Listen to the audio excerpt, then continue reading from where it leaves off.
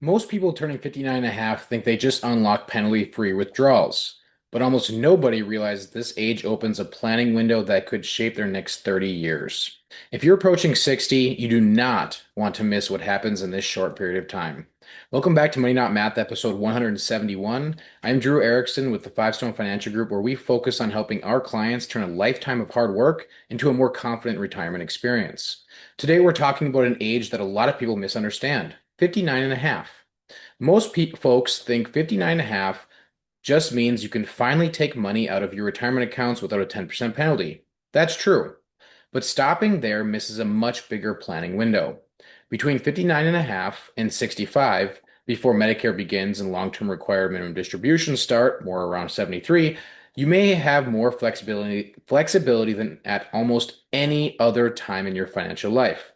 So today we're walking through 5 often overlooked moves that could make your future retirement income more flexible, more tax efficient, and more intentional. Again, this is not advice, just education to help you understand what options may exist. I strongly encourage you to talk to a trusted advisor you know, or reach out to one if you don't have one already to help you work through these things. I'd be more than happy to help if I can. Move number one, understanding in-service rollovers.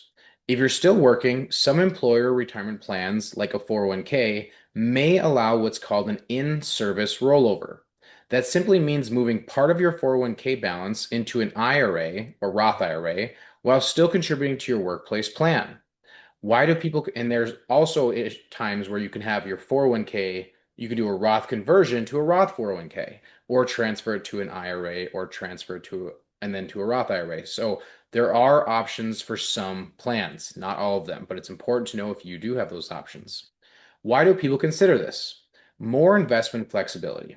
IRAs typically offer a wider range of investment choices like annuities, more diversified options, because every single company basically determines how many portfolios they want to offer their employees, and that determines how much they pay their fund managers. Whereas people like us who have our own RIA, we essentially have access to most, if not, I can't say all, but most of the investment options out there, whether it's ETFs, mutual funds, annuities, structured notes, structured ETFs. I mean, there's a lot of options that we get to play around with to maximize and optimize our clients' needs that aren't available inside your 401k. Better coordination. Some people prefer the planning control an IRA structure can provide when coordinating taxes, retirement income, or future strategies. And third, potentially easier implementation of things like income buckets or bond ladders, or income strategies like income reserves that we like to use, guardrails, all sorts of different things that we have a little bit more flexibility around. Rebalancing, we have more control over that. There's a whole list of them. Now, there's also costs to paying a money manager or financial advisor like myself, but the value, in my opinion, far outweighs those costs. This isn't about taking money out, it's about giving yourself more tools to work with in the future, if you'd like them. Move number two, entering the Roth conversion golden zone. Before 59 and one half, using retirement dollars to pay the tax on Roth conversions can trigger penalties. After 59 and one half, that restriction lifts. That's one reason people often view this age as a window where Roth conversions may become easier to implement responsibly. Why this window matters? Roth dollars grow tax-free and may come out tax-free later. Converting earlier may reduce required minimum distributions later in life, which can drive your taxes up unnecessarily or unwanted. Lower taxable income in the future can help reduce things like potential Medicare IRMA surcharges or how much of your Social Security benefit is taxable. Again, I've mentioned it many times and I'll continue mentioning it. Your taxable income impacts your Medicare costs and your Social Security taxes. The goal here isn't convert everything. It's understanding the role tax diversification may play in your long-term retirement income picture. Move number three, planning for pre-Medicare healthcare costs. If you're thinking about retiring before age 65, healthcare costs often become one of the biggest variables. Premiums through the Affordable Care Act marketplace are based on taxable income, not assets. That means Roth withdrawals do not increase taxable income. Traditional IRA withdrawals do.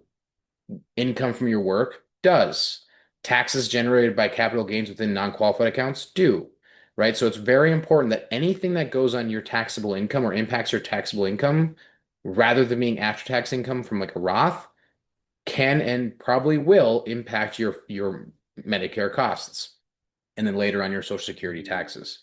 For some households, intentionally managing which accounts you draw from before Medicare begins can make a big difference in premiums, sometimes thousands a month. One client we're currently working with, by simply shifting where they hold bonds and CDs and how those generate capital gains taxes from a taxable account to an IRA or Roth, can lower them from the fourth Medicare bracket to the third, which will save them thousands of dollars.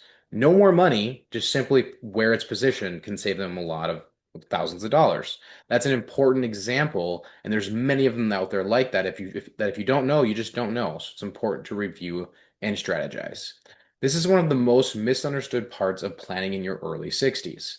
Move number 4, mapping out your Social Security strategy early. You cannot claim Social Security at 59 and one half, but this is the time to begin planning for it. Why? Because the income decisions you make today, like conversions or withdrawals, may impact how much of your Social Security benefits is taxed later, what tax bracket you'll land in during your 60s, 70s, and beyond, how you sequence withdrawals once you retire, what your Social Security benefit for your spouse or loved ones looks like once you pass away. Up to 85% of Social Security benefits can be taxable depending on your income. Planning doesn't start when you file, it starts years earlier. Move number 5, viewing retirement in phases. Too many people treat retirement as one long chapter. Like, hey, I'm going to start my retirement today. My income is 10,000 a month, and I'll just adjust for inflation each year as if our lives will be consistent and nothing dramatic will change from our health, our lifestyle, our expenses, and or anything like that.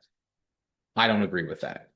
So, one option, there's many different ways of looking at this, but one way of looking at this, and these years can vary, but phase one, the freedom years, the flexible years, and that would be age 59 and one half to 65. You have high flexibility, pre-Medicare planning, Roth opportunities, strategic withdrawals.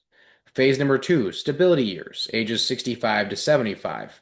Medicare begins, required minimum distributions will start at some point in there. Planning often shifts towards managing tax brackets and healthcare costs, and Roth conversion opportunities may still be valuable during this timeline. Phase number 3, legacy years, age 75 plus. Spending often changes. Healthcare needs increase, estate planning becomes more central. Seeing retirement in phases helps you understand which decisions matter most right now versus those that come later. What this means for you. Turning 59 and one half is not just a milestone, it's a window of opportunity.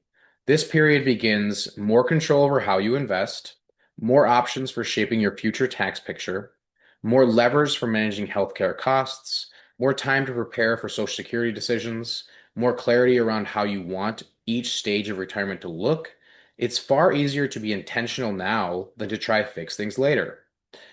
If you found this helpful, subscribe to Money Not Math for more educational content designed to help you feel more confident about your financial future. If you want resources to help you think through these topics, you could visit Five Stone Financial Group online.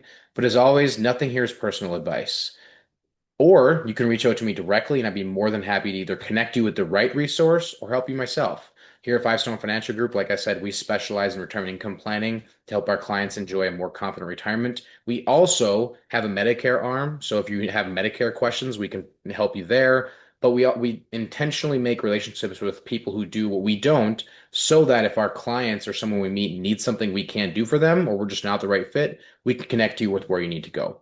So thank you so much for your time. Thank you for watching or listening to this episode. Please, like I've said, subscribe, like, comment, share with those you care about. If you have specific questions, put them in the comments or message me directly. I love doing these videos to answer specific questions or requests that you guys have, and because my goal is to provide as much valuable as humanly possible. Disclaimer, this content is not legal, tax, or investment advice. You should always consult a qualified professional regarding your personal situation. Thank you again for your time and hope you have a wonderful day. Bye.